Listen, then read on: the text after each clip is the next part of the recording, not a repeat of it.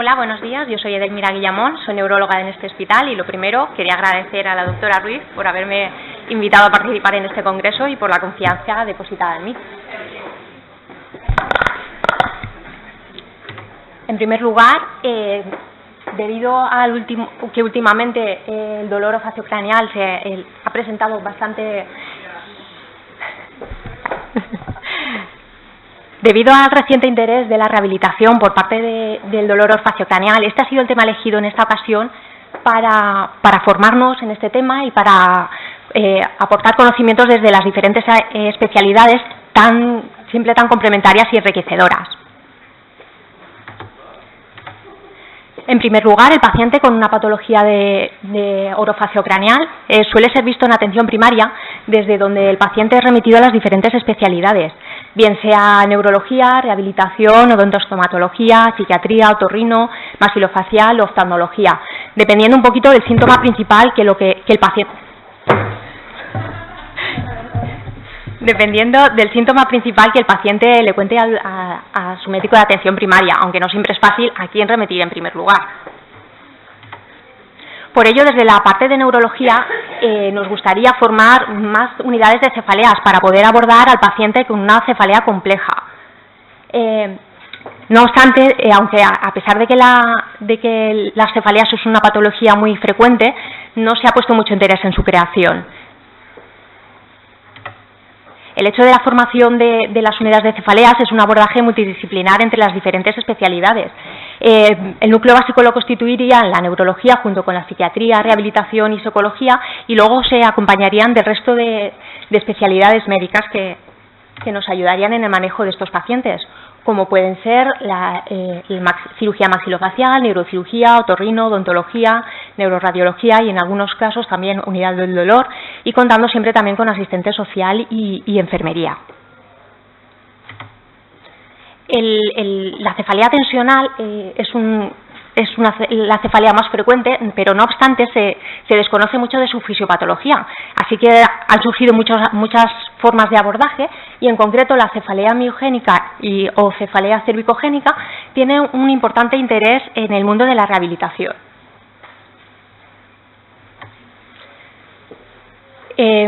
Últimamente se ha estudiado mucho acerca de las cefaleas crónicas, se ha estudiado mucho sobre su tratamiento y contamos, además con los fármacos convencionales, hemos visto una grata sorpresa con el uso de la toxina botulínica en la migraña crónica y se han visto además tratamientos que pueden ayudarnos en su manejo, como pueden ser la neuroestimulación. Tenemos actualmente 3 tipos de neuroestimuladores: el neuroestimulador occipital, el neuroestimulador del nervio del ganglio esfenopalatino y el estimulador vagal. Este último está todavía en investigación, pero parece que va a tener buenos resultados porque es un estimulador que no es invasivo, a diferencia del resto.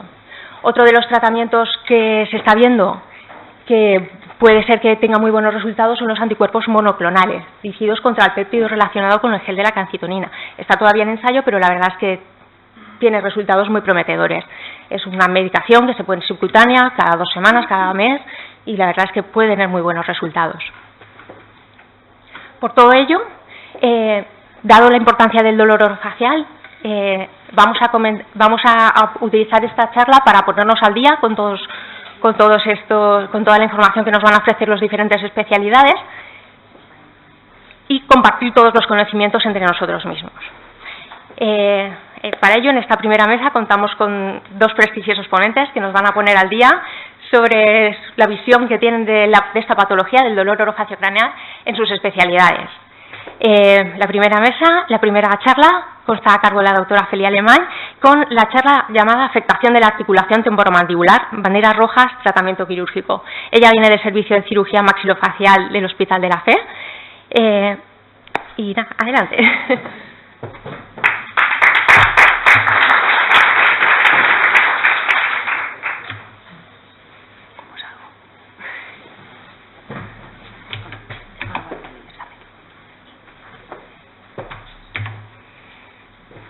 Hola, buenos días. Soy Felicidad Alemán, del Servicio de Cirugía Maxilofacial del Hospital La Fe, y os voy a hablar un poquito de la disfunción del ATM, pues las banderas rojas, lo que nos indica que hay que remitir a cirugía maxilofacial.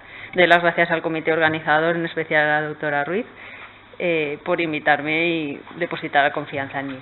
En principio, pues un resumen anatómico, pues la articulación temporomandibular es una diartrosis bicondilia formada por unas superficies óseas, que es la cavidad glenoidea del temporal, los cóndilos mandibulares, tiene una cápsula articular de la que forma parte el ligamento articular, que es uno de los ligamentos intrínsecos de la articulación, junto a los ligamentos discales, anterior y posterior, y los ligamentos temporomandibulares, interno y externo.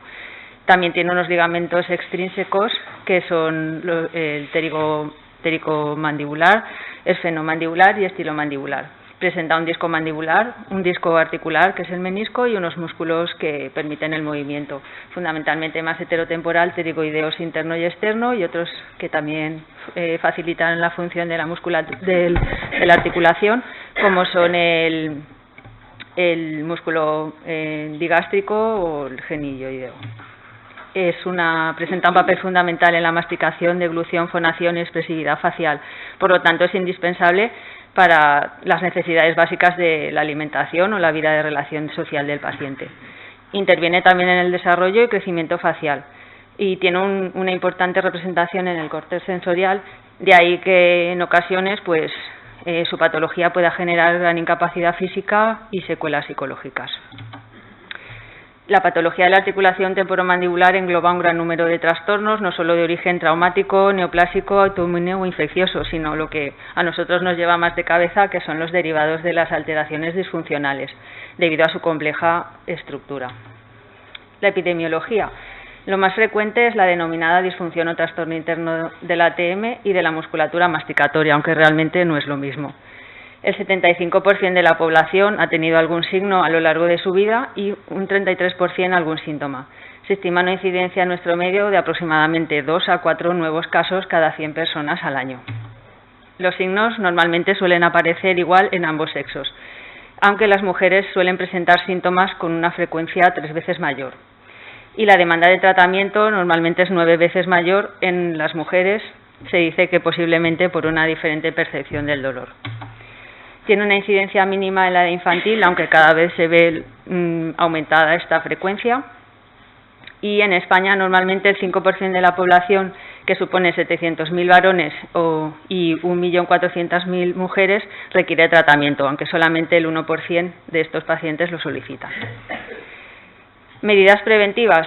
Debido a que se desconocen las causas, pues normalmente una prevención primaria no es factible, excepto en los casos de traumatismos, que sí que se podría prevenir parcialmente pues con el uso de protectores, mentoneras, protectores dentales, cascos, pues en caso de deportes de riesgo, por ejemplo, y tratando sistémicamente las enfermedades autoinmunes para evitar o retrasar el proceso a nivel de la articulación temporomandibular. Lo que sí que es factible es una prevención secundaria o terciaria en caso ya de haber hecho el diagnóstico, pues para frenar la progresión de la patología. El diagnóstico. La principal causa de fracaso terapéutico es un diagnóstico mal realizado.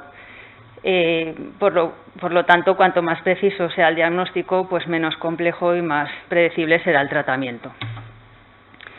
¿Cómo llegamos a ese diagnóstico? Es importante ser bastante sistemáticos y realizar una historia clínica adecuada. Siempre saber el síntoma principal por el que viene el paciente. Chasquido, dolor o limitación de la apertura oral, porque esto nos puede indicar en qué grado o en qué momento estamos de la patología. Respecto al dolor, pues es muy importante saber el tipo de dolor que tiene y las características, la intensidad. Y, por ejemplo, dicen, no, pues yo me levanto por las mañanas ya con mucho dolor. Pues nos puede indicar que pueda ser una paciente que durante la noche sea apretadora y pues es diferente al paciente que te dice que no, yo me levanto bien y a lo largo del día pues voy empeorando. Vale. Antecedentes de traumatismos, de aperturas prolongadas, por ejemplo, haber ido al dentista y haber estado 1 hora con la boca abierta, pues claro, eso es un factor desencadenante. Alteraciones del sueño, alteraciones del sueño o factores posturales, pues personas que se sientan mal en el ordenador, se pasan el día frente al ordenador en mala posición o se apoyan el teléfono al hablar con el mentón, pues esos son también factores desencadenantes. Episodios de bloqueo o luxación mandibular, pues personas que te dicen, no, es que me he quedado con la boca cerrada y no la podía abrir, y al contrario, me he quedado con la boca abierta y no la podía cerrar. Son patologías diferentes. Y preguntar siempre pues si han tenido cefaleas, dolor cervical, dolor de dientes y si el paciente presenta parafunciones, pues apretar, bruxar o incluso morderse las uñas. La exploración física pues tiene que ser también sistemática. La simetría facial es algo que se ve normalmente a simple vista. Cuando te entrevistas con el paciente, pues ves que tiene la cara simétrica.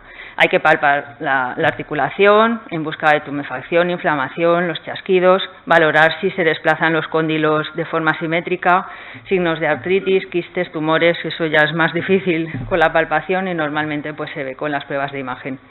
Hay que hacer una exploración intraoral, ver la máxima apertura oral, normalmente mayor de 40, entre 35 y 40 sin dolor, las laterodesviaciones, normalmente 5-10, protusión igual y no tienen que ser dolorosas. Si desvía la línea media al abrir, ver los tejidos blandos y duros, pues ver si tiene signos de mordisqueo en la boca, que nos indicaría que es una paciente que puede apretar, y también ver los dientes, ver simplemente pues que haya un desgaste de los dientes, pues también es indicador de que pueda tener una patología. Ver la oclusión, si le faltan dientes, es importante tener todas las piezas dentarias y porque sobre todo si se pierden los molares, la masticación se hace de forma inadecuada por el sector anterior y eso facilita tener una patología de la articulación. Si usa prótesis y si estas están bien adaptadas. Y la exploración neuromuscular, eso pues vosotros sabéis mucho más que yo, pues ver los pares craneales, la musculatura masticatoria, cervical y también cervical, presencia de contracturas, de puntos gatillos y valorar la columna cervical. Por lo tanto, tenemos que hacer un diagnóstico diferencial que lo separaremos tres grandes grupos. Los problemas congénitos o de desarrollo, normalmente es fácil su diagnóstico y suele ser en la infancia o en la adolescencia, es por aumento del crecimiento o por hipocrecimiento de alguna parte de la mandíbula o incluso las neoplasias que también existen en la edad infantil. Y este tipo de patología normalmente siempre se trata con cirugía. Y aquí los problemas internos pues son los que nos llevan un poco más de cabeza. Nos referimos a ¿qué? A las alteraciones morfológicas, alteraciones de la superficie de los huesos, por ejemplo, osteofitos en el cóndilo mandibular. Desplazamiento articular discal se refiere a una alteración de la estructura cóndilo-disco durante la traslación mandibular. Con reducción sin reducción se refiere a que el menisco permanece por delante del cóndilo y si se reduce, normalmente oímos un chasquido de apertura y no existe limitación de la apertura y puede haber dolor o no.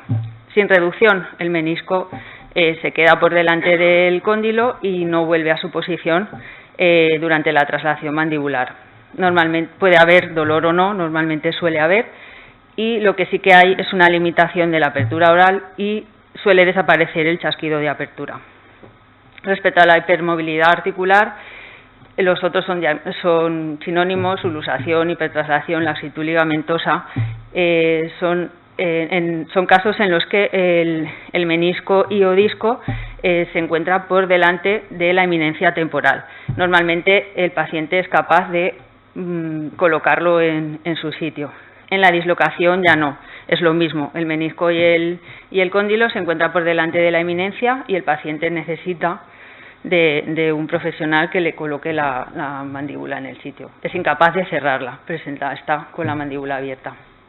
Entidades inflamatorias, sinovitis, capsulitis, clínicamente son indistinguibles. El paciente presenta dolor a la carga funcional y puede haber chasquido o no, normalmente no suele haber. Y el problema es que hay que saber si es una cosa u otra, porque en la sinovitis sí que está indicado el tratamiento quirúrgico y en la capsulitis normalmente está contraindicado en casi todas las técnicas. y la capsulitis suele aparecer tras traumatismos. Las artrítides, pues bueno, bien conocida por todos, la osteoartrosis, osteoartritis y las poliartritis. Suelen cursar con limitación de la apertura oral en todos los casos y dolor variable. En las artritis la sinovial suele estar comprometida también y las poliartritis forman parte normalmente de patología junto a otras articulaciones, la artritis reumatoide, pues la gota, por ejemplo, pues todas esas patologías inflamatorias de la articulación. Y la anquilosis, que puede ser ósea o fibrosa, se crean adherencias dentro de la articulación y puede ser de componente fibroso o que el hueso crece y disminuye la movilidad, no se puede abrir la boca. Eso clínicamente el paciente dice que no puede abrir la boca, aunque normalmente no tiene dolor y lo poco que lo abre suele desviar hacia el lado afecto. Problemas de la musculatura masticatoria tampoco voy a entrar porque ya está el doctor Cholvi que habla posteriormente. Lo que sí es muy importante para mí es realizar un diagnóstico diferencial con el dolor miofascial. A veces conviven ambas entidades, no se puede saber si la paciente tiene dolor por la musculatura o porque tiene un problema intraarticular, y fundamentalmente tengo problemas con las pacientes fibromiálgicas. ¿Qué hacer con ellas? Pues a veces no sé qué hacer, porque le hago una resonancia y también tienen un daño interno de la articulación. ¿Y qué es lo que les duele? ¿El músculo o la articulación? A veces es difícil decidirme por el tratamiento quirúrgico de estas pacientes. Por lo tanto, nos vamos a centrar en lo que es la disfunción temporomandibular por daño interno. Clínicamente, dolor periarticular bien localizado. Normalmente la paciente dice, me duele aquí, sobre todo pues cuando palpas o abres la boca. En fases iniciales, si hay una luxación meniscal reductible, suele haber un chasquido de apertura. El CRIS recíproco suele indicar una posición fija del menisco adelantado y se oye cuando cierra la boca y el menisco permanece por delante de la articulación. En desplazamientos de larga evolución suele desaparecer el clic, pero aparece una limitación de la apertura de la boca. Al año más o menos, 2/3 de los pacientes suelen recuperar su apertura oral y disminuir el cuadro doloroso. El problema es el tercio en los que no pasa. Y normalmente la patología evoluciona y adquiere un silencio sintomático. Los pacientes más o menos conviven con su patología de la articulación y puede reaparecer la clínica en forma de cuadro osteoartrítico y osteoartrósico, aunque realmente no existe una evidencia de que la disfunción sea siempre progresiva. La etiología suele ser multifactorial. Existen siempre unos factores predisponentes, estrés, ansiedad, artritis degenerativa y hábitos parafuncionales, sobre los que actúan unos factores iniciadores o perpetuadores, pues como sobrecarga funcional. Por ejemplo, hay pacientes que dicen, yo es que siempre muerdo por el lado izquierdo. Entonces, eso supone una sobrecarga para la articulación, no muerden de forma adecuada. Traumatismos agudos, por supuesto, laxitud articular, en los casos de hipermovilidad, aumento de la fricción articular u osteoartrosis. Normas de tratamiento multidisciplinar. Pienso que esto es fundamental. Para mí los médicos rehabilitadores pues son muy importantes. Es raro, es casi imposible que decida tratamiento quirúrgico de un paciente sin que haya sido valorado por el médico rehabilitador y haber sido tratado, porque siempre tengo que descartar la causa muscular o ver cuánto dolor tiene por causa muscular.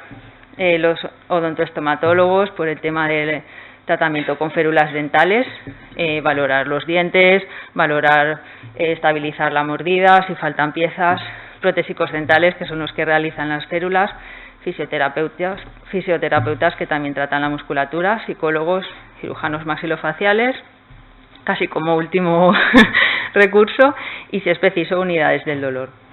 El tratamiento conservador, pues bien conocido por todos, terapia conductual, técnicas de relajación, rehabilitación, férulas dentales, farmacoterapia y infiltraciones, toxina botulínica, punción seca.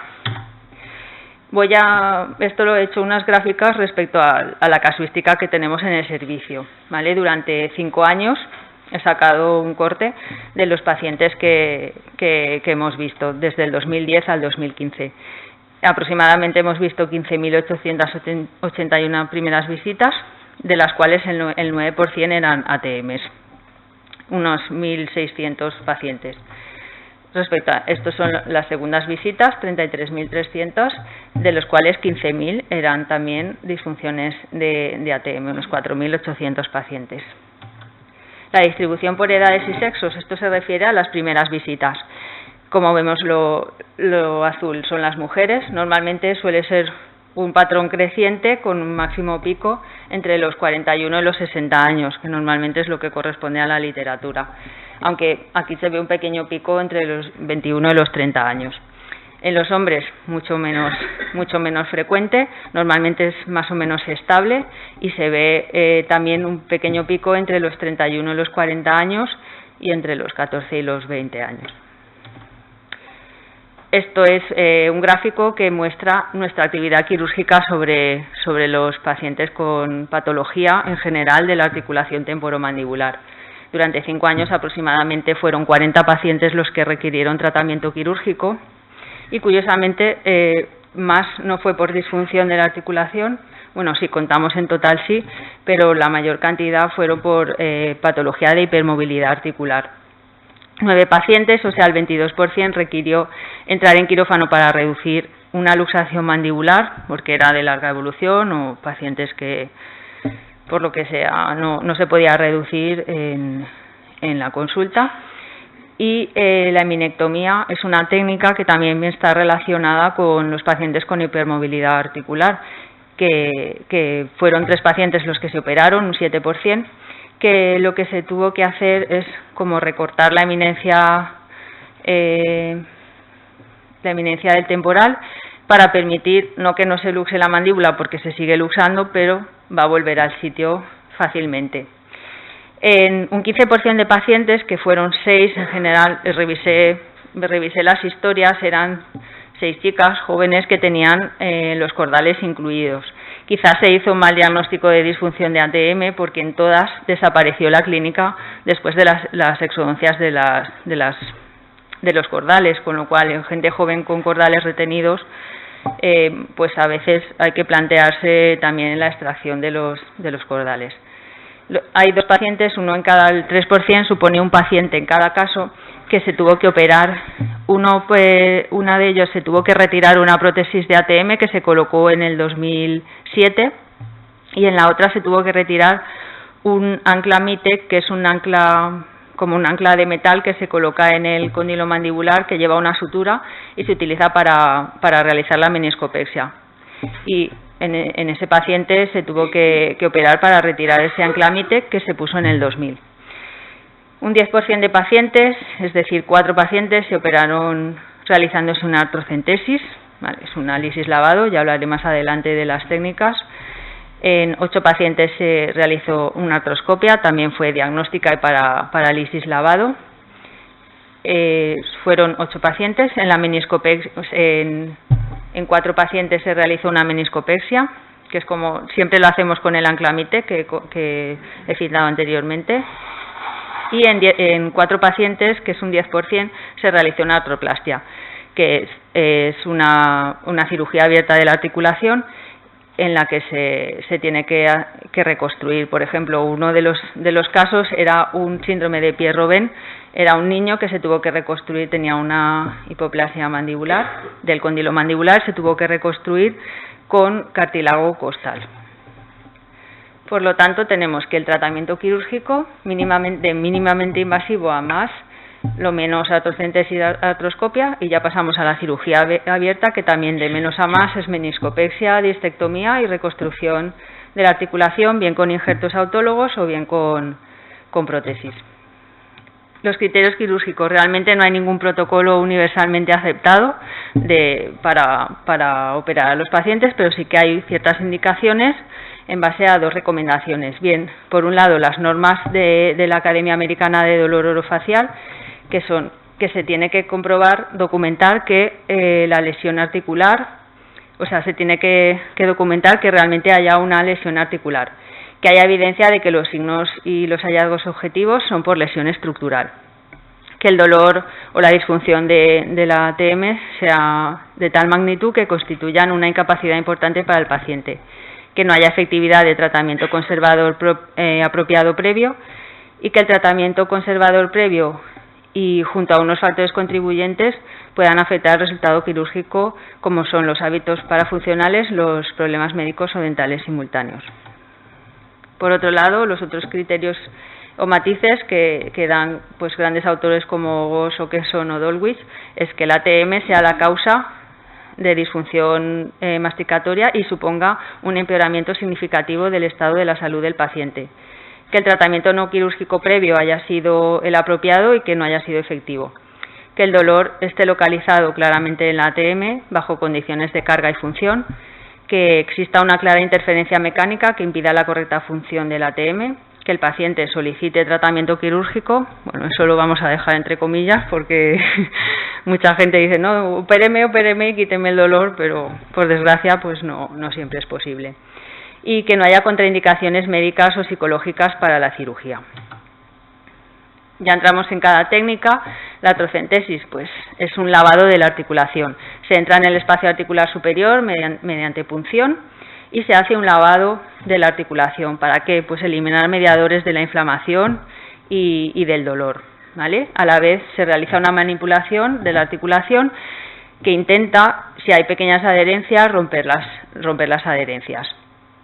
La eficacia del tratamiento solo se ha demostrado en el bloqueo agudo del ATM. Estos son dos técnicas diferentes. En una diapositiva se ve la cánula de Shepard, que es una cánula por la que con una única punción entramos en la articulación, por una vía entra el líquido y por la otra sale. Y la otra técnica, que normalmente es la convencional, se entra en la articulación con dos agujas intramusculares, se mete normalmente Ringer lactato por una y sale por la otra realizándose el lavado. Nosotros utilizamos las dos agujas intramusculares. Yo pienso que el lavado puede ser más exhaustivo de esa forma porque con una única punción puede ser que el flujo de líquido sea menor. Y normalmente siempre después infiltramos hialurónico. Las indicaciones. Esto sí que he encontrado bastante indicaciones bastante claras. Bueno, por lo menos teóricamente. Bloqueo discal agudo, menor de un mes, que no responde a manipulación pasiva mandibular ni tratamiento conservador. Bloqueo discal subagudo, de 1 a 3 meses, que tampoco responde a tratamiento conservador. Bloqueo discal de la ATM al cierre, o sea que el paciente no puede cerrar la boca, la abre pero no la puede cerrar, que también nos indica que el disco está fuera del sitio. El síndrome de disco fijo adherido o anclado es un síndrome en el que el menisco se queda como un vacío y se queda pegado a la superficie condilar y se mueve con él.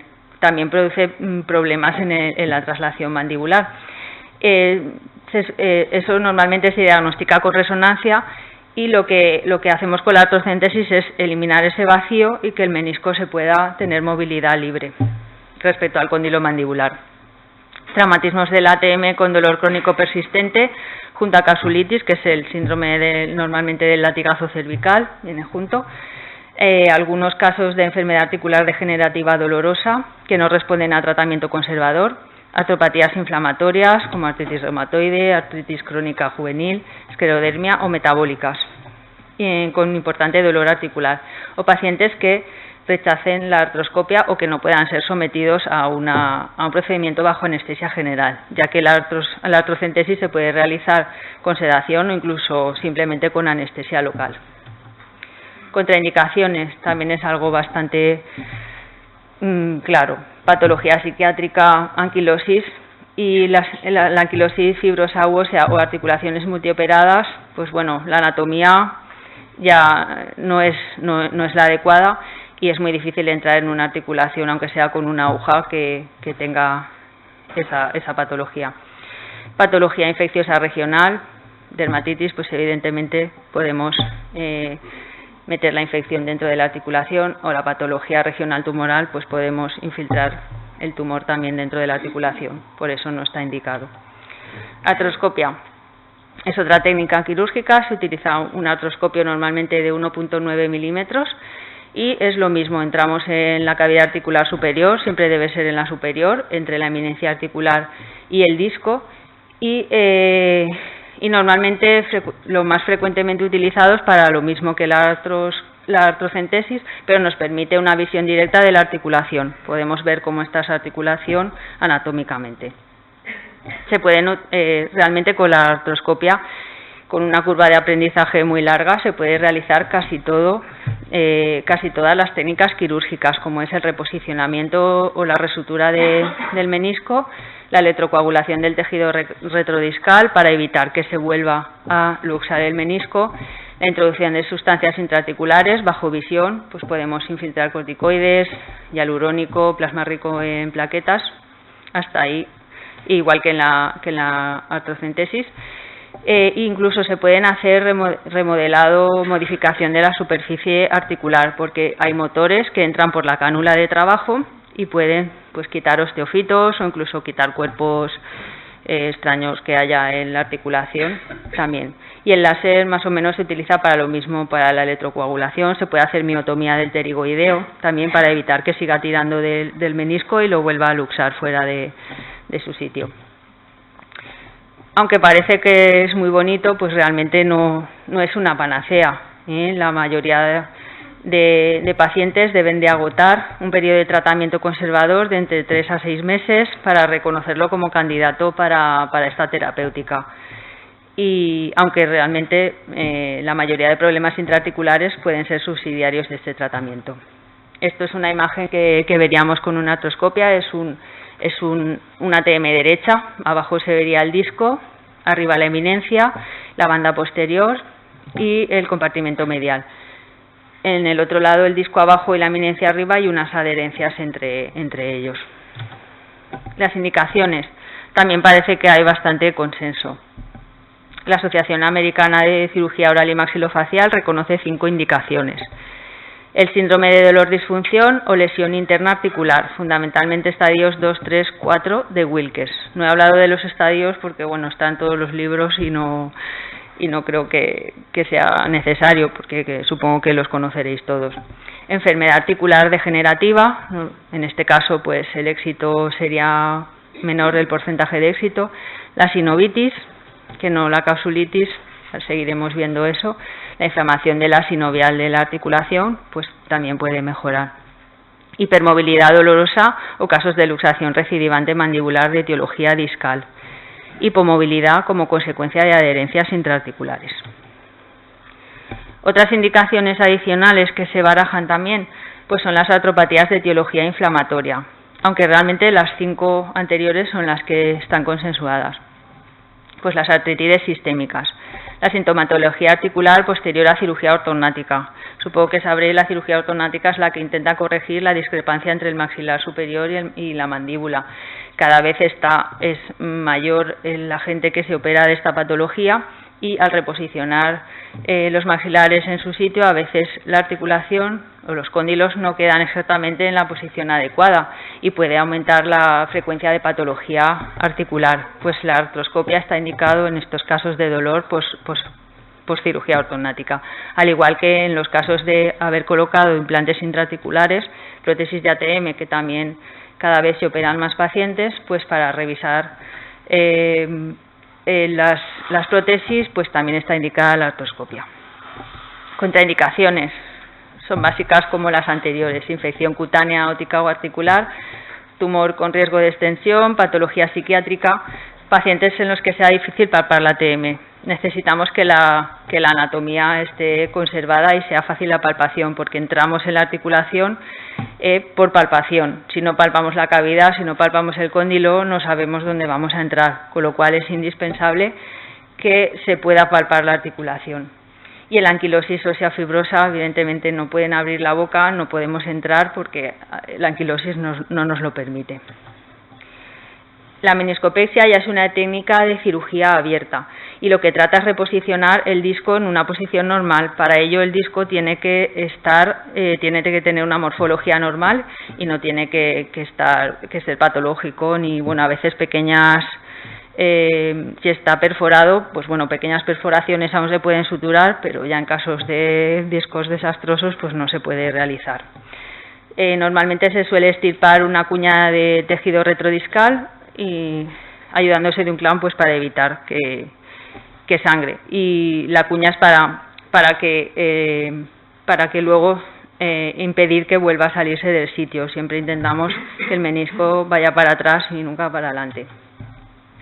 Se puede asociar a otras técnicas, pues si el cóndilo mandibular está muy artrósico, muchos osteofitos muy mal, se puede cortar el cóndilo mandibular y luego posicionar el menisco encima, es la osteotomía subcondilia.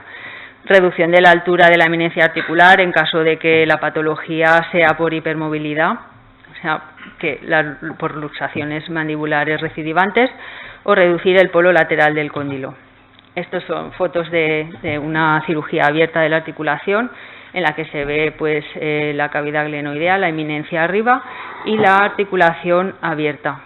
No sé, se ve muy bien, pero ¿qué intentamos con esto? Pues restituir anatómica y fisiológicamente la ATM alterada, conseguir una dinámica articular adecuada, que haya una lubricación y una nutrición de los componentes intraarticulares y que pues bueno, intentar mantener el disco porque evita los excesos de carga articular y reduce la superficie de fricción. Indicaciones. También he encontrado bastante consenso. Las indicaciones serían síndrome de disfunción de la articulación temporomandibular que no ha respondido ni a tratamiento conservador ni a procedimientos mínimamente invasivos, que suelen ser estadios 4 y 5 de Wilkes.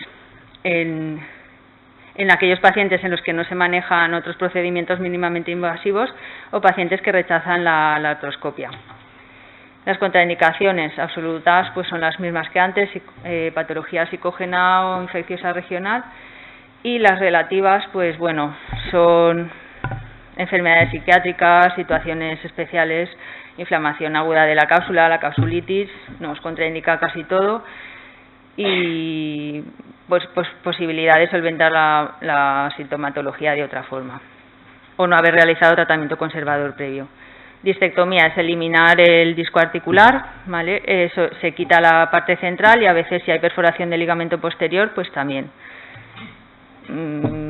Hay controversia entre hacer discectomía y reconstrucción posterior, porque si eliminas el disco, pues bueno, pues aumentas la superficie de fricción, pero no hay realmente datos suficientes para apoyar el uso rutinario de implantes interposicionales cuando se hace la discectomía. Indicaciones generales de la cirugía reconstructiva de la articulación. Son síndromes de disfunción temporomandibular que no ha respondido a tratamiento conservador ni a tratamiento mínimamente invasivo. En los pacientes también en los que no se maneja otros procedimientos mínimamente invasivos. Enfermedad articular degenerativa dolorosa que no responde a tratamiento conservador. Atropatías inflamatorias o metabólicas, pacientes que rechazan la artroscopia.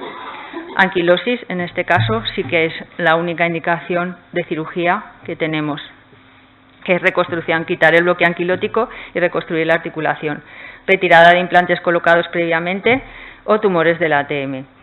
El procedimiento de elección de la reconstrucción articular con injertos autólogos es en pacientes que tienen deterioro, destrucción o aplasia de la articulación, y normalmente es pues en pacientes en crecimiento, ¿no? Porque no se puede utilizar prótesis. ¿Qué ocurre? Pues que hay una morbilidad en la zona dorante, necesitamos un dador de hueso y de tejido. Y además no sabemos cómo se va a comportar este injerto que colocamos. Las prótesis de ATM pues bueno, están indicadas en pacientes con deterioro, destrucción o aplasia de la articulación en individuos adultos. Las ventajas, pues no tiene morbilidad en la zona donante y es una cirugía estandarizada y mantiene la oclusión posoperatoria, además de que nos permite corregir pues alteraciones o discrepancias una cirugía ortodóntica, vamos. Las desventajas, pues que metemos un material extraño que puede sufrir rechazo, así como pérdida de tornillos o prótesis, y las limitaciones de las prótesis en stock, aunque ahora se hacen a medida, elevado coste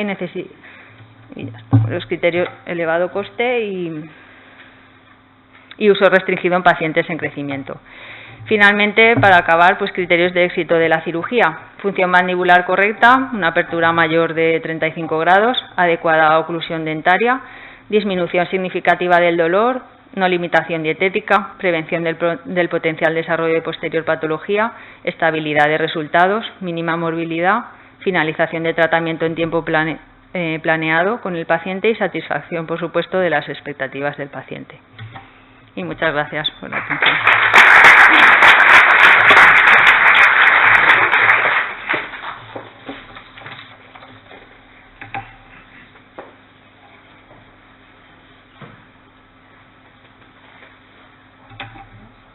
Para la siguiente charla, titulada Disfunción oromandibular, alteraciones miofaciales, técnicas intervencionistas en rehabilitación, con el doctor Francisco Cholbi, de Medicina Física y Rehabilitación del Hospital General Universitario de Alicante. Adelante.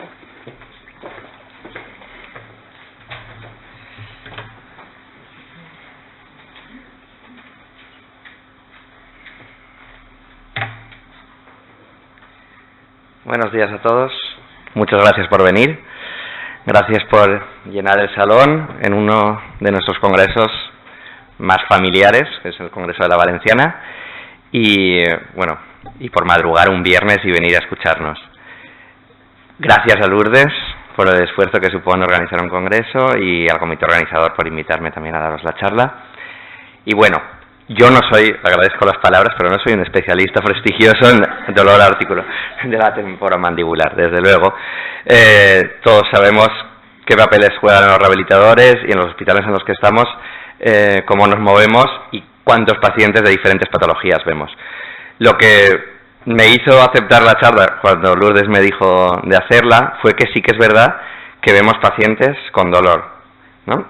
Tenemos pacientes que sufren de un dolor en la región orofacial, lo llamaría yo más, en la región craneal, la región de la cara, en la región de la articulación temporomandibular, y que esos pacientes, como rehabilitadores, creo que podemos darles alguna solución, alguna salida, o intentar ayudarlos.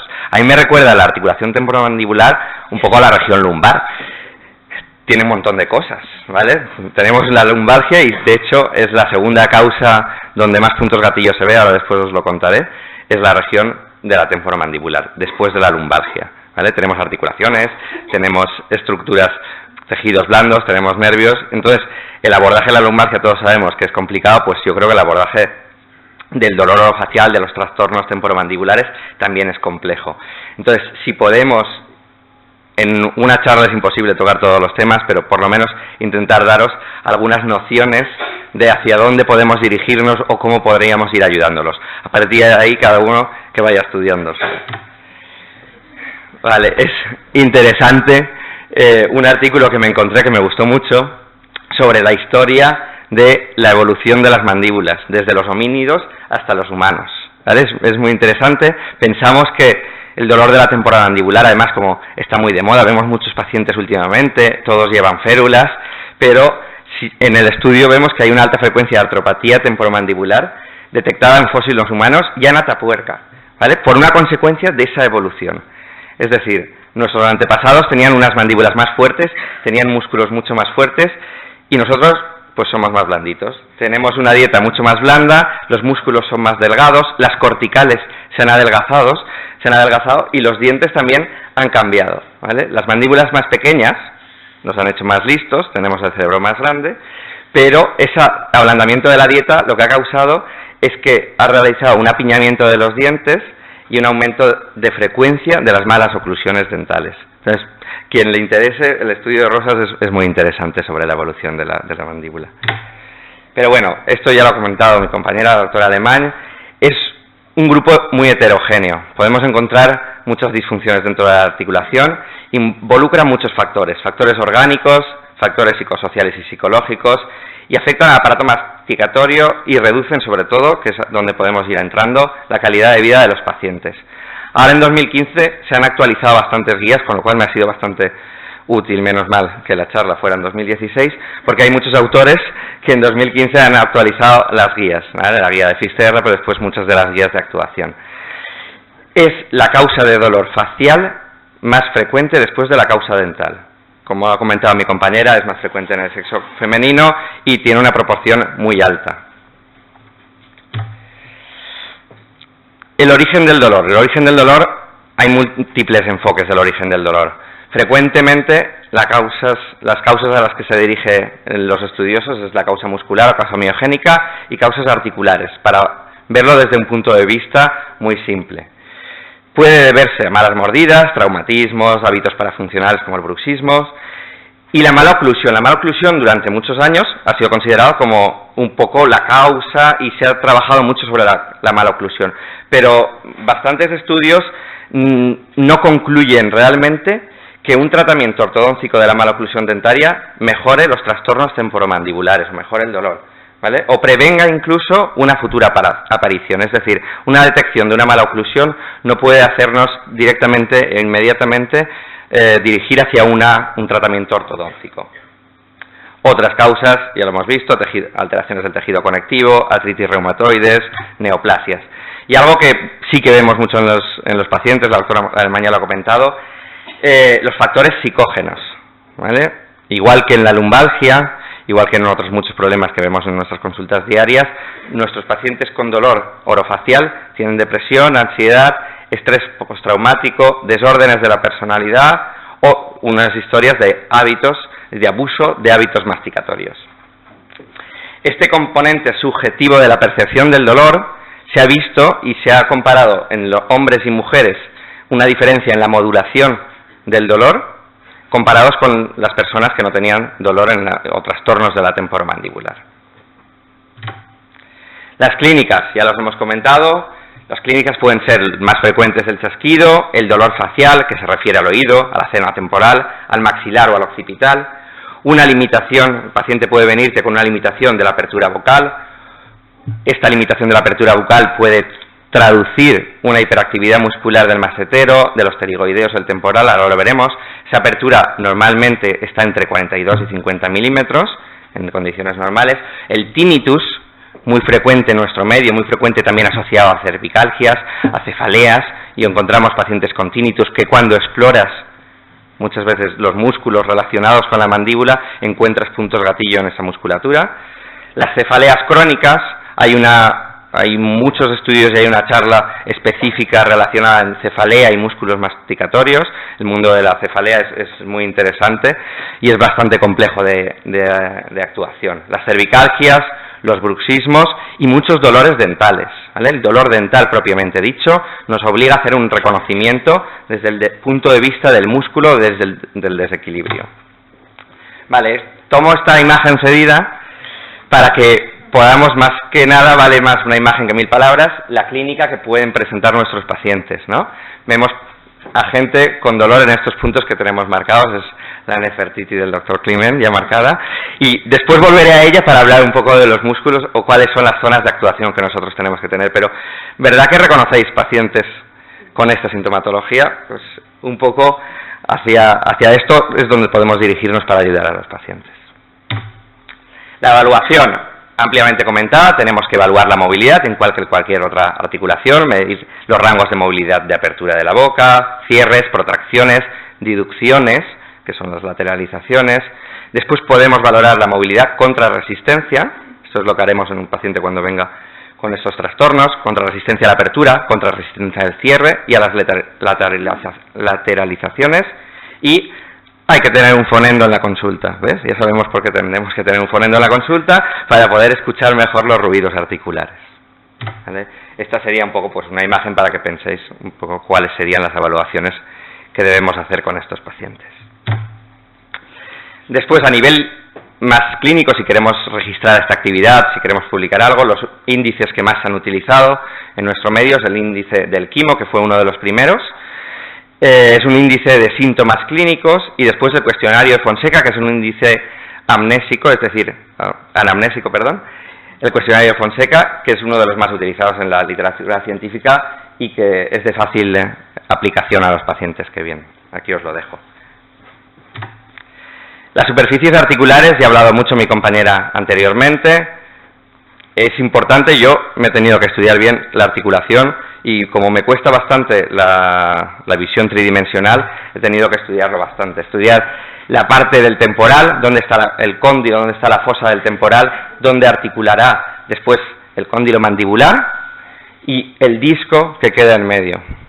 ¿De acuerdo? Estas son un poco la articulación vista por dentro, lo podemos ver, ellos pueden verlo mucho mejor con sus técnicas artroscópicas.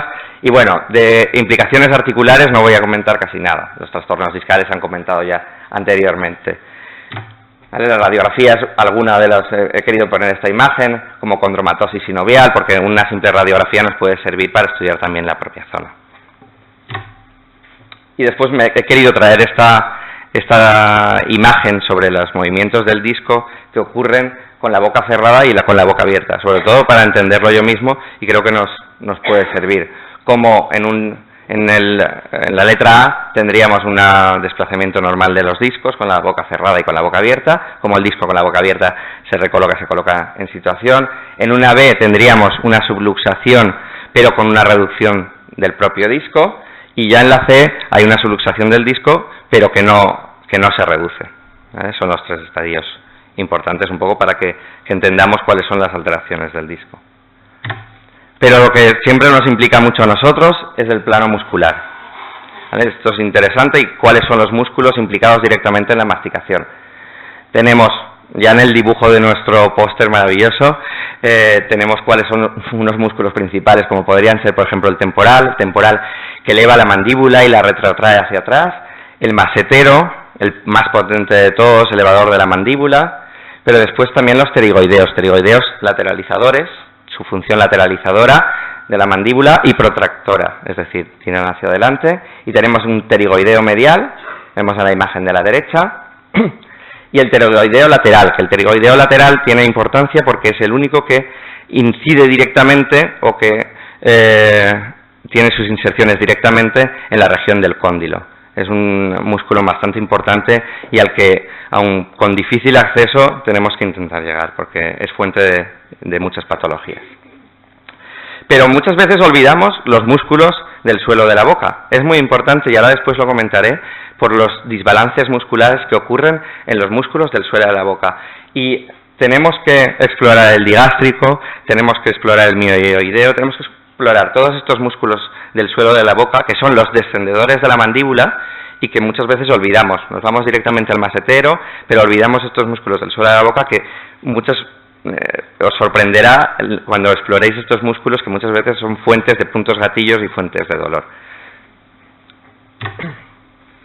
Un pequeño recuerdo: la inervación de toda esta zona la hace el nervio trigémino, el quinto par, con sus tres ramas, la rama oftálmica, la rama facial y la rama mandibular.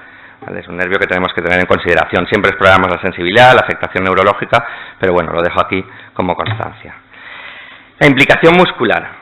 ¿Vale? Vamos a hablar un poco de nuestro órgano diana, que es el músculo, en la rehabilitación. ¿Cuál es el dolor orofacial? ¿Cómo lo definiríamos? Hay un dolor regional que es caracterizado por un dolor en músculos masticatorios, en la mandíbula, pero en la cara también, en la oreja, en los dientes, en la cabeza y el cuello. Aquí tenemos que actuar nosotros para intentar aliviar la sintomatología de estos pacientes. Vladimir Janda, que era un rehabilitador que trabajó mucho sobre los desbalances musculares. Él hizo muchos estudios acerca del desbalance muscular, por ejemplo, en caderas, en hombros, y fue así en diferentes articulaciones. Y ya en los años 40, en la región de la mandíbula, hablaba de unos patrones musculares típicos en pacientes que tenían dolor orofacial. Como puede ser, y él lo describía como un aumento de tono en temporal y masetero, y una inhibición recíproca en estos músculos del suelo de la boca, en suprayoideo, en el digástrico y en el mioioideo.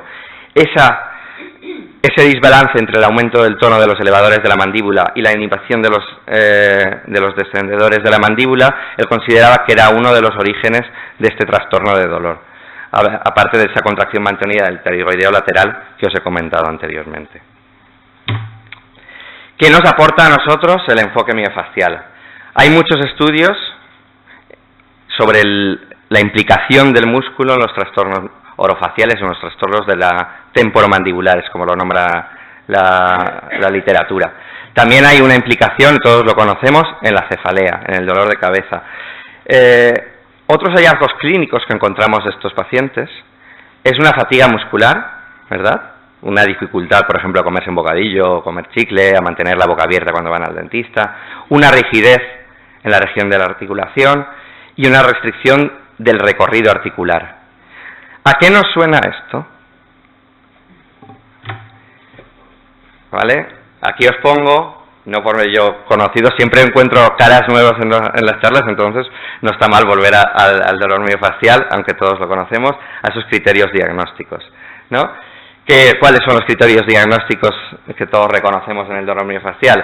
Los nódulos sensibles y palpables en el espesor del músculo, la banda tensa, la respuesta local de sacudida, los dolores referidos, las restricciones leves de movilidad, el paciente que reconoce signos de reconocimiento y esa debilidad muscular sin atrofia. Así que un enfoque miofacial nos puede hacer orientar un poco a estos pacientes. Creo que nos puede también ayudar, o sea, tenemos que considerarlo para ayudar. Conceptos esenciales no me voy a explayar en el dolor miofacial, creo que hay gente que puede explicarlo mucho mejor, pero los conceptos esenciales para la gente que no lo conozca es la existencia de este nódulo palpable, una banda tensa donde conocemos estos nódulos y la respuesta local de espasmo, ¿vale? Es un resultado clínico, el dolor miofacial lo hablamos como un resultado clínico de la disfunción de la placa motora con un exceso de liberación de acetilcolina en esta placa motora. ¿Vale? Estos son los conceptos de dolor miofacial. Después en la coloquio, si alguien tiene alguna duda podemos hablarlo, pero creo que son conceptos sobradamente conocidos. ¿Qué nos permite a nosotros cuando abordamos a estos pacientes y qué nos da, qué nos regala el enfoque miofacial? Pues sobre todo una exploración sistemática, un hallazgo de músculos y de trigger points en los músculos de la región orofacial. Es la segunda, como ya os he comentado antes, región donde más puntos gatillo encontramos después de la región lumbar. La explicación del dolor de la región orofacial desde el punto de vista miofacial nos puede servir como un modelo explicativo. Ese modelo explicativo puede ser válido para un origen y para el tratamiento del dolor, ¿vale? Ya dentro del mundo del dolor podemos enfocarlo, podemos encontrar un origen y un tratamiento, ¿vale? Es un modelo que puede ser válido. Hay más modelos explicativos, pero este puede ser uno de ellos. El fenómeno de dolor referido es muy importante. Hablamos del dolor dental, os he hablado del dolor dental, del dolor cervical, de la cefalea. Todos estos fenómenos y todos estos síntomas podemos explicarlos a raíz de la base del dolor referido, del dolor miofacial. Y después nos permite y nos dota de una guía de puntos diana para el tratamiento. Vale, y volvemos un poco a la Nefertiti para comentar los diferentes músculos que pueden ser diana de nuestros tratamientos, ¿vale? Son músculos que, como veis, muchas veces tratamos en el tratamiento de la cefalea de causa miogénica, frontalis, el temporalis, maceteros, el esternocleido, los trapecios, ¿verdad que os suenan todos estos músculos y que podemos abordar? Y bueno, y os voy a poner algunas imágenes, luego en el taller podremos intentar explorar esos músculos. Está muy bien porque después en el taller haremos la parte práctica de toda esta teoría que os contamos aquí. Vemos el macetero con su irradiación, vemos los puntos negros en el macetero y después las posibilidades de irradiación, son síntomas que conocemos. La región del temporalis en los diferentes puntos donde podemos abordarlo. También el músculo digástrico con su irradiación y con su dolor referido a la arcada dentaria inferior y a la región posterior occipital. Y después también el músculo pterigoideo que os he comentado antes. Vemos el pterigoideo medial en la foto de izquierda y el pterigoideo lateral y su dolor referido en la foto de la derecha. Estos son propiamente los músculos y los diana miofaciales de la región masticatoria, los que tienen una función masticatoria. Pero claro, también tenemos el músculo rey, que es el músculo trapecio, con sus diferentes irradiaciones.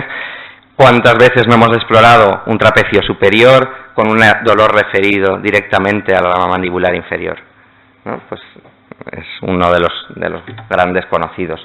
Pero también el esternocleido mastoideo y después ya músculos referidos a la zona de la columna, como el splenius capitis, que están más asociados a los síntomas relacionados con la cefalea. el semiespinales cervicis, también en la región de cefalea. ¿Vale? Este es importante, lo he puesto aquí porque es el que está, así como tenemos el piramidal y el atrapamiento del ciático por el piramidal, el semiespinalis cervicis es el que está directamente implicado en el atrapamiento del nervio occipital, ¿vale? Que esto sí que lo vemos habitualmente.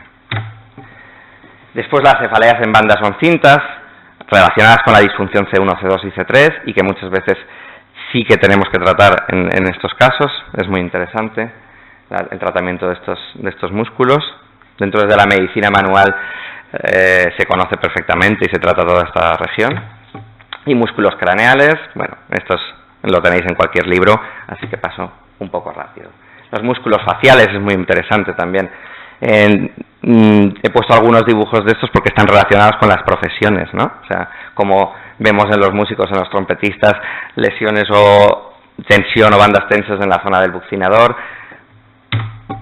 ¿vale? Lo más interesante de todo esto, y termino un poco con el dolor miofascial, son los patrones sumativos, es decir, no hay un músculo diana que es el que produzca todos nuestros dolores. Tenemos que ser expertos en la palpación y en la determinación de los puntos gatillo de toda la región, porque muchos de estos patrones de dolor se pueden explicar desde el punto de vista sumativo del dolor miofascial.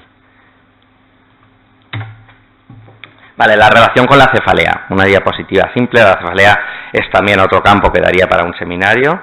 Entonces, lo único que quiero comentar es que la media de puntos gatillos en la cefalea fue mayor en pacientes en estos músculos. Muchas veces en los pacientes con dolor en la temporomandibular encontramos puntos gatillos más frecuentemente en el masetero, en la región de los pterigoideos, pero en los pacientes que asocian cefalea, el suboccipital es el más frecuentemente implicado, así como el oblicuo superior y después el trapecio. De imagen no voy a comentar demasiadas cosas por el momento. La resonancia sigue siendo el gold estándar en el estudio de la articulación temporomandibular, la que nos descarta todos estos procesos graves y las banderas rojas que ha comentado la doctora Alemán. Pero la ecografía, que ahora estamos todos bastante motivados con la ecografía, puede sernos una herramienta útil. Ya no tanto por el diagnóstico, sino por la exploración de la musculatura y por utilización como herramienta para la diana terapéutica. Hay estudios previos, ya desde los años 70, en los que se localizaron con unos ecógrafos bastante antiguos, y las imágenes no las he puesto porque son bastante antiguas, sobre los espesores normales del músculo masetero en contracción y en relajación, y como esto se puede estudiar, y abierta queda el campo para estudiarlo en pacientes con dolor temporomandibular para el estudio del músculo. Algo interesante que dejo aquí es que un estudio biomecánico simultáneo de las dos ATM con ecografía podría permitirnos la observación de cómo se comportan las dos partes de la articulación. ¿Vale? Lo dejo aquí porque no he encontrado estudios que comentaran esta doble imagen. Vale, aquí pongo una imagen del espesor del masetero, que ahora lo veréis en el taller, intentaremos que se vean. ¿Vale? Como en la boca cerrada, cuáles son las imágenes que podríamos ver. Estas son las imágenes típicas del cóndilo mandibular. Y la ecografía simplemente pues es un reto porque puede jugar un importante rol en la localización y en el tratamiento. El abordaje terapéutico, no voy a comentar demasiadas cosas. Desde el punto de vista farmacológico, aquí tenéis muchos de los fármacos que se han utilizado, y se ha visto que en 2015 vieron que la terapia cognitivo-conductual, esto ya lo sabemos, combinada con el tratamiento farmacológico es mucho más efectivo. Es interesante también, todos conocemos de nuestras escuelas de espalda, nuestras escuelas de programas educacionales, también hay estudios sobre los programas educacionales en el tratamiento de estos trastornos, así como medidas preventivas, como pueden ser evitar situaciones de estrés, evitar hábitos parafuncionales, elegir las alimentaciones, bueno, todo lo que podemos conocer, pero que la instauración de programas educativos quizás es una cosa que podríamos plantearnos. La terapéutica del síndrome de dolor miofascial la conocéis muy bien: inactivar puntos gatillo, intentar recuperar el rango articular y evitar las recaídas, pero se sigue actualizando, y también en 2015-2014 3 autores hablan sobre la importancia de la desactivación del síndrome de dolor miofascial o del tratamiento en estos pacientes. Y la eficacia de la medicina manual. es muy interesante. No puedo alargarme en cada una de las técnicas que podríamos tratar desde el punto de vista de medicina manual, pero técnicas neuromusculares, terapias craneosacrales, la liberación miofascial, la relajación de la postura, tratamientos o técnicas como el Feldenkrais o el Rolfing puede ayudarnos mucho, y ahora creo que con Vicky trabajaréis bastante en el taller posterior sobre cómo podemos abordar también a estos pacientes. Los ejercicios que damos a los pacientes dentro de los programas educacionales y, bueno, la infiltración del ATM ya la ha comentado mi compañera, así que no me voy a alargar, y la punción seca, ¿vale? Creo que todos también conocemos la punción seca y hay que hacerla, ¿vale? No va a ser difícil, vamos a intentar que aprendáis, aquí tenemos a un compañero, y cómo podemos abordar esos músculos. De verdad que yo, cuando empecé con punción seca, o sea, el tratamiento de estos pacientes empecé con punción seca y notábamos bastante mejoría, ¿vale? Entonces, es algo que podéis plantear, es muy poco agresiva y que creo que, bueno, a ver si podemos trabajarlo un poco en los talleres y así localizamos el músculo. El intervencionismo, ya en nuestro libro de rehabilitación intervencionista hay 2 o 3 capítulos dedicados al trastorno de la temporomandibular y al trastorno de toda la musculatura. Y creo que debemos de hacerlo y creo que debemos abordar a estos pacientes desde el punto de vista intervencionista. Aquí os he puesto algunas de las dosis recomendadas para el masetero, temporal, los músculos implicados, en unas diluciones de 1 o 2 milímetros, y las precauciones básicas, como siempre, en la región, sobre todo tenemos que tener en cuenta la parótida y el nervio facial. Vale, y después las infiltraciones siguiendo el dolor, algo que conocemos perfectamente en nuestros tratamientos miofaciales, por ejemplo, en los tratamientos del músculo, y aquí serían algunos de los puntos que trataríamos en la cefalea y en el trastorno. Acabo con esto. Las conclusiones: la patología del entorno orofacial es compleja, su abordaje debe ser multifactorial. El dolor miofascial se ha visto implicado en un 54% del dolor de cabeza y cuello, pero como siempre nos es difícil significarlo. Todavía tenemos pocas herramientas para determinarlo. Aunque la patogenia del dolor orofacial no es clara, ese enfoque nos puede ayudar, eso ya lo hemos hablado. El uso de la toxina botulínica puede ser una herramienta útil, y las técnicas de imagen dinámicas como la ecografía puede servirnos como herramienta también útil en el abordaje terapéutico de estos pacientes. Muchas gracias. Y bueno, quiero acabar. Como la charla no estaba seguro que fuera mi fuerte, os convoco a todos esta noche para ver si puedo resarcirnos, ¿vale? Pero por favor, venid a la cena.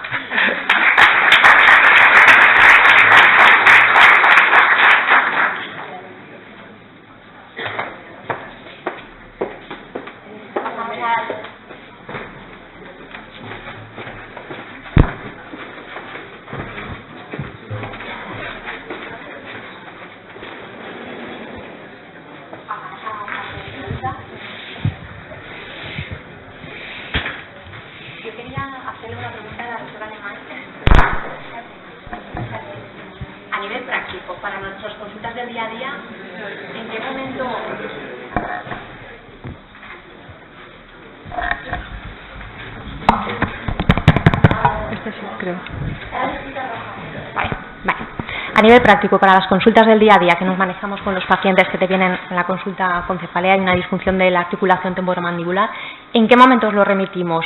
¿Qué podemos hacer antes de remitirlo? ¿Qué tratamiento podríamos nosotros hacer? ¿Esperar cuánto tiempo? A ver, bueno, en alguna diapositiva ha aparecido que normalmente debe de llevar un tratamiento conservador el paciente mínimo de 3 a 6 meses, más bien de 6 meses en adelante, porque también, como hemos visto, aproximadamente al año del inicio de la clínica, 2/3 de los pacientes se quedan asintomáticos sin ningún tipo de tratamiento o simplemente con tratamiento conservador.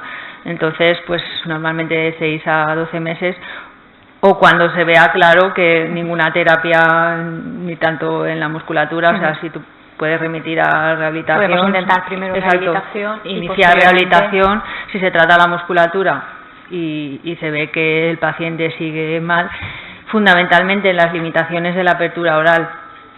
Eso sí que suele indicar patología intraarticular, cuando se ve que no es por causa muscular. que no es un trismus de la musculatura y hay una limitación que persiste. Eso sí que suele indicar patología intraarticular. ¿Tenéis alguna pregunta? ¿Queréis hacer? Una pregunta para Paco. Paco, yo me inicié contigo justo en la función seca en lengua y algo que tenemos muchos es la adicción que crea en los pacientes la función seca, ¿no? La dependencia que luego tienen nosotros y la saturación que nos provoca, que quieren venir cada semana a pensarse y no cada 15 días. Entonces es complicado, ¿no? Luego funcionalmente y logísticamente dar un tratamiento. Cuando viene un problema así, dices, ¿empieza con la función seca porque si no ya sabes que va a ser un problema de agenda? ¿Cómo lo ves? ¿Esa sensación que tengo yo es real o hay alguna alternativa que piensas? Yo creo que es real. Si quieres te cuento el truco. Bueno, supongo que como en todos los tratamientos hay que pactar con el paciente. Hay que pactar un número de sesiones y sobre todo, aunque no tengamos formación en ella, las sesiones de función seca muchas veces también sirven para hablar con el paciente y para orientarle en los cambios de hábitos de vida. Es decir, nosotros no hacemos más de 4 sesiones de función seca normalmente y orientamos sobre el cambio de vida, o al menos eso es lo que hago yo en la consulta, para que el paciente tome conciencia de su problema y no piense que solo con la función seca es como va a solucionar el problema. ¿Vale? No creo que eso es una técnica que ayuda, pero he comentado, hay muchas técnicas de relajación, cambios de hábitos de vida, que pueden ayudar, ejercicios que pueden ayudar a los pacientes. Está claro que el paciente nunca se quiere ir, sobre todo si le tratas bien, pero esto es algo inherente a la especialidad. Entonces, yo lo hago de esta manera, ¿vale? Yo gestiono y intento gestionar con el paciente un número de sesiones pautadas, ¿vale? Si hay mejoría, es que vamos en el buen camino y entonces lo que haces es educarle al paciente para que busque alternativas de tratamiento, ya es del ejercicio o cambios de hábitos de vida. Sí. Y me gusta el tema de la escuela de Escalda, la escuela. ¿La FEI, tenéis algún tipo de ejercicio, de protocolo que nos podéis pasar o no? ¿No hacéis escuela Como tal, no. De hecho, para mí ha sido una sorpresa encontrarme con estudios que hablen de los programas educacionales en esto. Pero se me ocurren muchas posibilidades. O sea, se me ocurren posibilidades. Podríamos trabajar claro. No es un volumen tan importante como la escuela de Escalda, pero sí que tenerlo. Sí, pero si unes a todos los pacientes que te vienen con dolor en la región orofacial, estoy seguro que haces grupo. ¿Y tenéis algún protocolo por psiquiatría o trabajáis con psiquiatras o algo? Claro, realmente no. ¿Vale? Hacemos nosotros de psicólogos, pero no, sin formación. Claro, yo te informo que por ejemplo no tenemos. O sea, nosotros tenemos, pues como trabajamos con los psiquiatras y ellos hacen unos cursos antiestrés, solamente antiestrés. Sí. Entonces todos los enfermos de patología de disfunción que nosotros vemos, pues mandamos a la consulta, o sea, no es una consulta de psiquiatría como tal, pero sí para manejar ese tipo, ¿no? En los centros de primaria, sí tenemos, ahora en algunos centros de primaria tenemos centros de atención al dolor crónico, ¿vale? No especialmente de la mandíbula, pero sí para el dolor crónico. Entonces muchos de esos pacientes están mejorando gracias a estas técnicas. Efectivamente, son cursos antiestrés que es para patología, no solamente van los enfermos de disfunción de ACM, pero yo creo que les ayuda muchísimo. Muchísimo. Bueno, el Feldenkrais, por ejemplo, con el trabajo de la gravedad es muy interesante, por ejemplo, para el tratamiento de estos pacientes. Y luego otra pregunta, ¿cuándo empecéis a pinchar toxina? Es decir, primero hacéis la punción seca y luego la toxina. Claro.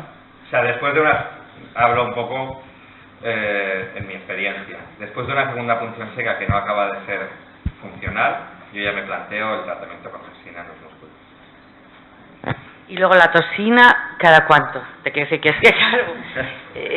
Vean, la toxina, a diferencia de la espasticidad en el dolor facial, habéis visto que no tiene la misma duración, que puede durar mucho menos, pero por el tema generalmente más de gestión que clínico, no repetimos hasta los 3-4 meses la infiltración con toxina botulínica. Claro, yo es Si que alguien quiero... tiene experiencia en esto, por favor, que participe, porque... No, vamos, yo es que ahora, nosotros en el hospital estamos con esto como hace un año, ¿no?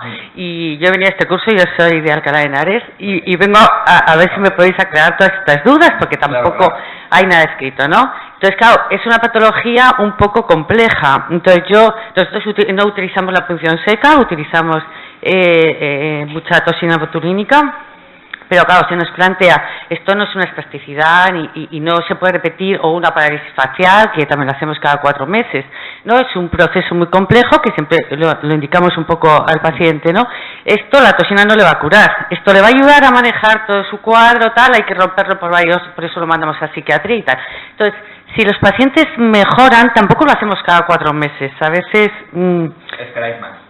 Sí, No, es decir... necesito, o sea, la idea es si me pide el paciente. O sea, si hay una solicitud del paciente de volver a pincharse, no lo hago antes de 4 meses. Pero mi idea siempre, porque dice, ¿y esto me lo tengo que pinchar para toda la vida? Mi idea es comentarle, no, yo lo que quiero es romper el círculo del dolor. ¿Vale? O sea, estás en un dolor. Son pacientes que han visitado múltiples especialistas, que han ido a muchísimas privadas, que les han gastado mucho dinero en privados, porque desgraciadamente no hay programas de salud en pública potentes para esto. Y esos pacientes lo que queremos es decirle, yo no le voy a cuidar del todo, voy a intentar romper el círculo del dolor, implicar al paciente en su propio tratamiento y no le digo, le tengo que volver a pinchar como en la parálisis facial o en la espasticidad dentro de 5 meses, cójase cita. Claro, y luego muchos de ellos no mejoran, pero claro, repites. ¿O cuántas posibilidades le das para hacerse la toxina? Por Casi ejemplo, siempre, bueno, no sé vuestra experiencia, pero casi siempre dicen, he mejorado un poco, sí, pero no suficiente, ¿no? Entonces hago una segunda infiltración con toxina botulínica y ya voy pensando en decir que qué no. es lo que tengo que hacer, dónde tengo que cortar, hacia dónde tengo claro. que derivarla y hay, no sé, yo este año estoy descubriendo bastantes técnicas de relajación y de liberación miofascial, me gustan mucho y yo espero que algunas en el taller se comenten y ayudan muchísimo.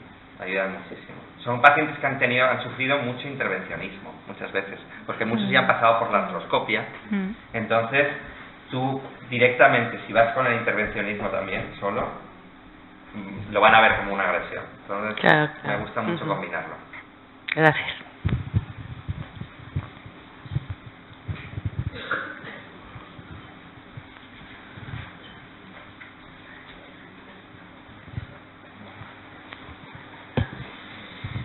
Es una pregunta para Cholvi. Bueno, nada más que una pregunta. Yo pienso que pasar directamente de la punción seca a la toxina botulínica, creo que un paso intermedio es pinchar un anestésico local, que muchas veces es tan eficaz como la toxina para romper un círculo vicioso de dolor miofascial, por lo menos por experiencia personal. Mucho más barato, no te arriesgas a esas debilidades que a veces se plantean, exageradas, una epicondilitis. Y luego también has hablado de Handa, del control postural, él describe el síndrome cruzado superior, el cruzado inferior. Entonces, una alteración postural cervical, me juego el tipo, yo no lo he valorado y ni me dedico a la TM, pero que es importantísimo para evitar la debilidad de la musculatura inferior de la boca, seguro por lo que has dicho. Igual que en el suelo pélvico, si tienes una alteración postural, una hiperlordosis también está descrito que debilita. Entonces, vamos a ver, anestésico local y control postural, yo creo que es básico. Luego ya, pues si no resolvemos, toxina. Yo me alegro mucho. Al final la técnica es la misma, la diferencia es lo que infiltras. Me alegro mucho que comentes. Y luego estiramientos, claro, que el control postural, estiramientos e infiltración, es que da igual que trates orofacial, que trates cervical, que trates cualquier parte. Con es una opinión. Al anestésico, o sea, hicimos un estudio con el trapecio, por ejemplo, ¿no? Y vimos resultados similares. Entonces, ya directamente, bueno, el estudio este se publicó cuando yo entré de R1 y lo hizo el servicio, entonces, claro, muchas veces es verdad que ocasionalmente utilizamos el anestésico local, sobre todo si vemos que hay un rechazo hacia la toxina por parte del paciente o por parte nuestra, que veamos que podemos producir más debilidad. Eso con respecto al anestésico local. Ocasionalmente lo utilizamos, pero no frecuentemente, por nuestra experiencia con otros puntos. Y la experiencia es que es mejor con la toxina que con el anestésico. Que no gano demasiado pasar de la punción seca al anestésico local. No, o sea, no encuentro tanta diferencia. demasiada diferencia, eso, pero esa es mi experiencia. Y el tema de postural me alegro mucho, no me daba tiempo porque es que hay muchas cosas que hablar, pero hay dos estudios muy interesantes, uno sobre el gloso postural, sobre la posición de la lengua, sobre la postura y todos los trastornos, y otro sobre simplemente el desbalance que se produce mandíbula, cadera y tobillo. O sea, simplemente modificando estos patrones, ¿vale? Esta posición, la típica posición en extensión del cuello, hay un estudio interesante sobre el desbalance muscular que produce simplemente la anteversión cervical. Que a lo mejor no deberíamos hablar de escuelas de espalda, deberíamos hablar de escuelas de control postural, yo, por ejemplo, que es lo más importante del mundo mundial, desde mi punto de vista. Contrataría a alguien que trabajara esto. O sea, claro. O sea, Vale.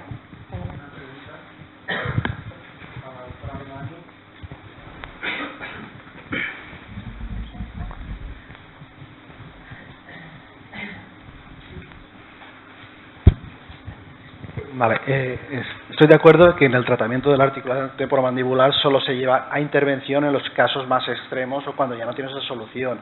Entonces quería preguntarte si en la experiencia de la exploración invasiva de la articulación, con infiltración, con irrigación, con plaquetas, ¿estáis teniendo buenos resultados o crees que vale la pena la agresividad de la exploración en el tiempo? Si veis que mejoran o a la hora de la verdad no hay grandes diferencias entre los tratamientos estos invasivos de irrigación y tal a largo plazo.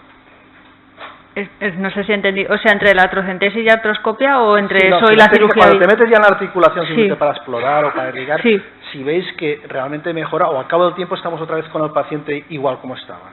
A ver, normalmente todos los casos mejoran, no sé si temporalmente mejoran. Tengo los casos de meniscopexia, las 4 pacientes incluso han desaparecido de la consulta, que no han venido a revisión ¿Pero ya. por qué?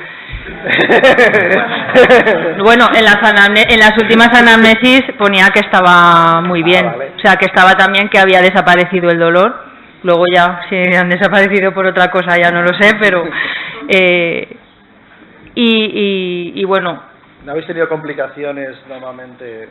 He citado una, que a una paciente se le ha tenido que retirar el ancla Mitec. Es un cuerpo extraño que en ocasiones ocurre era del 2000, después de 15 años. Complicaciones graves, pues bueno, por ahí pasa el nervio facial. Hemos tenido un caso de parálisis temporal del frontal que se ha recuperado. O sea que tampoco... anatómicamente más o menos se sabe dónde está, se va con sumo cuidado y es raro tocar el nervio facial porque está en otro plano diferente, no llegas a la salida del nervio. ¿Utilizáis técnicas de reconstrucción previa tridimensional para analizar la estructura del cóndilo? Solamente en prótesis a medida. Para cuando vais a hacer una extirpación condilar y vais a... Sí, porque hay que hacer una osteotomía, hay que cortar y vas a sustituirlo por una prótesis. Tienes que saber por dónde cortar, tienes una maqueta, digamos, o sea, te dice corta por aquí y aquí tienes que poner los tornillos porque es donde hay hueso, o sea que... No utilizáis cirugía guiada, ¿no? No, de momento no. Gracias.